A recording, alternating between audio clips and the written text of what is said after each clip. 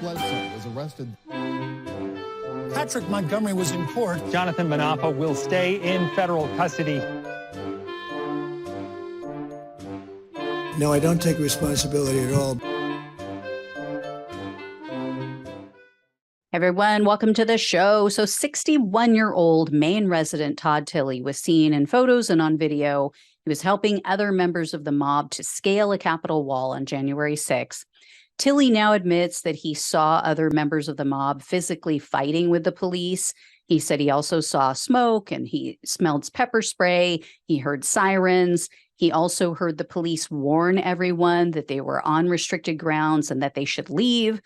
Nevertheless, Tilley illegally entered the Capitol through the Senate wing doors. This was about 12 minutes after they were initially breached. Tilley walked through various areas of the building for about 30 minutes. He was at times chanting, "Stop the steal," and things like that. But he wasn't involved in any violent confrontations, and he didn't personally damage any property. Later that night, Tilley sent his brother a text with a photo of the crowd near the Washington Monument. And when his brother asked if he was there, Tilley replied, quote, "Yes, Pence screwed us over." In May of 2022, Tilley was voluntarily interviewed by the FBI, and the agent stated that Tilley was very cooperative. He admitted to being in the building. He also circled himself in images and photos that they provided. However, Tilley apparently had suffered a stroke in January of 2022. This was verified by his medical records, by the way. And so he said that he was experiencing some memory issues. Therefore, the FBI said, we can't really determine if he's lying or if he's just mistaken, if it's his memory. But when they were asking him about chanting "Stop the Steal," he said, "No, I never did that." In fact, he said, "Oh, that would be horrible. I think the people who did that were wrong, blah, blah, blah." So who knows? But Tilley was arrested on June 16th of 2022, and he was charged with entering a restricted building or grounds, 2 counts of disorderly conduct, and parading or demonstrating in a Capitol. In February of 2023, Tilley pleaded guilty to the parading charge. So he was looking at up to 6 months in jail, 5 years of probation, and $5,000 in fines. However, as usual, the prosecutor requested only 14 days in jail, 3 years of probation, 60 hours of community service, and $500 in restitution. Surprisingly, for what a boring case this was, Tilley has a pretty big rap sheet. Most of these things were from his younger days, but they're very serious. And he's truly the poster child for don't judge a book by its cover. In 1980, when Tilley was 19, he was charged with criminal trespass. In January of 1986, at the age of 24, Tilley was charged with attempted rape, robbery, assault, sexual abuse, unlawful imprisonment, and criminal possession of a weapon. Tilley pleaded guilty to all of those charges in that case, and he was given only 2 to 6 years for the rape and for the robbery. All other charges were dropped. It's unreal. In February of 1986, so just 1 month after he was charged for that last crime, Tilley again was charged with kidnapping, attempted rape, robbery, sexual abuse, and criminal possession of a weapon. Almost identical charges again, one month later. For some reason, the record reflects not arraigned for the kidnapping and the attempted rape charges.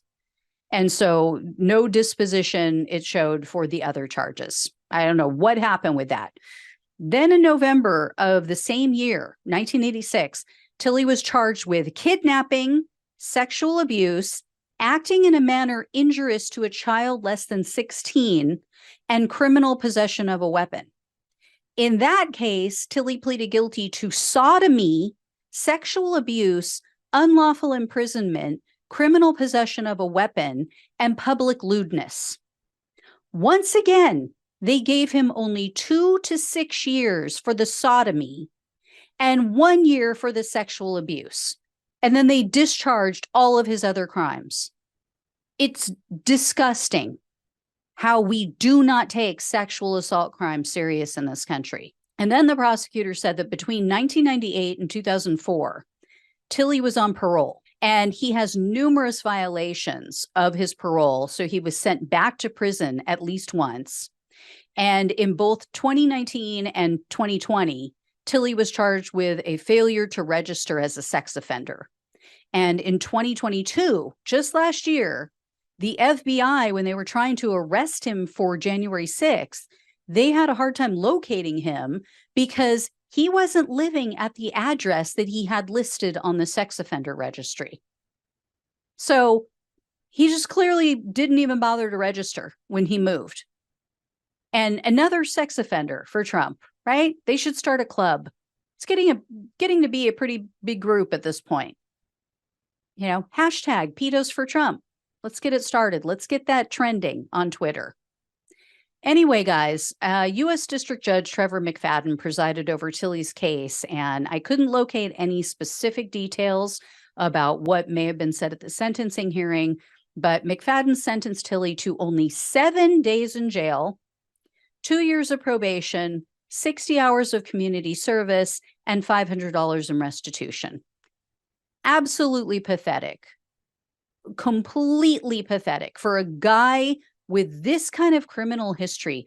The guy sodomized a child, and he obviously is still unwilling to abide by the rules. He's unwilling to admit, basically, to that crime because he won't register as a sex offender. They've had to chase him down.